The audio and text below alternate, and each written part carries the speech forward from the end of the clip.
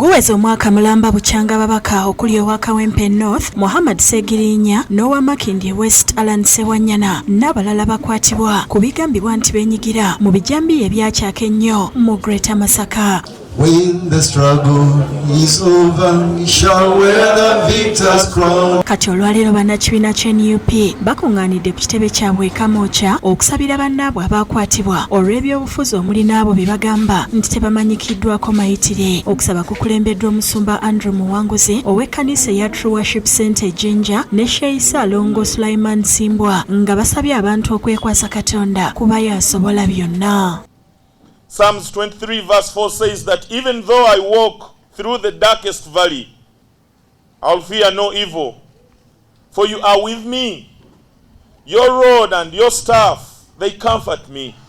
Ssegirinya Allahumma wa akharina n'abalala bonna ya Allah fastajib lana fi asma'ika asma'ul husna beera ng'otwanukulya mu mannya go gano 9 nga bwagamba n'obuli agasabiramu ya Allah omwanukula ne ayati ze tunazaako ya Allah. Ab'enganda z'abantu bano omuli ne bakyala baabwe nga bakulembeddwa Immaculate Kandindo owa Ssegirinya ne Lydia Namata owa Ssewanyana bategeezezza nti ebbanga abaami baabwe lye bamaze nga tebali nabo bayise mu kunyigirizibwa.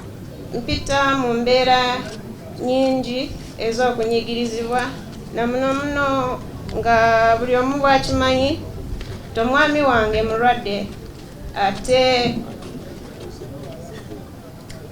asabye nnyo okumujjanjaba naye embeera egganye. Si byangu okukeera enkya ne bakuggyako omwami wo nga tokyetegekedde ne bakulekera abaana abato. Ebizibu bibadde bingi nnyo, abaana bakulwalirira, abaana bakubeerako nnyo, bakuteekako nnyo pressure n'otukeetera nawe n'owulira ng'obwongo tokyabutegeera. Omwogezi w'ekibiina kino Joel Ssenyonyi alambuludde ensonga lwaki bategese okusaba kuno. Omwaka gumu emabega babaka bannaffe ow'ekitiibwa Alan Ssewanyana n'ow'ekitiibwa Muhammad Ssegirinya bakwatibwa mu by'okusaagasaaga nno. Twali tumanyi bino bibatera okukwata ne bakwata ennaku lumu 2 ne bakuta kubanga ova eya toyizaga nti okyanoonya bujulizi. Ate Shamim Malende omu ku bannamateeka b'abaakwatibwa agambye nti bakola buli ekisoboka okulaba nga abantu abwe bafuna obwenkanya era n'agumya bannakibiina. Mwaka mulamba nga abantu bakwempe North Constituency ne Makindye West tebakiikibwa mu Parliament.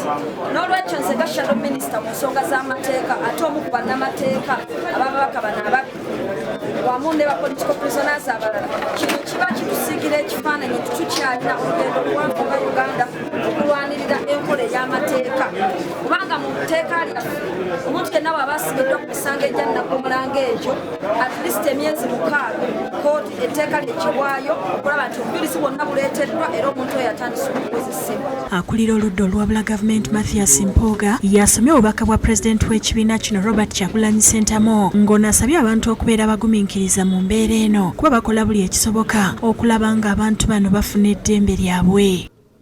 Twagala okugumya famire z'abannaffe bano baka bannaffe. Ekisooka nga tubakyalidde nga mubakyalidde buli abakyalira abazzeemu amaanyi. Olutalo nga luwedde tuliyambala engule tulirimba mu Uganda empya. Download the app on App Store or Google Play Store now. Vision Digital Experience, the future of media.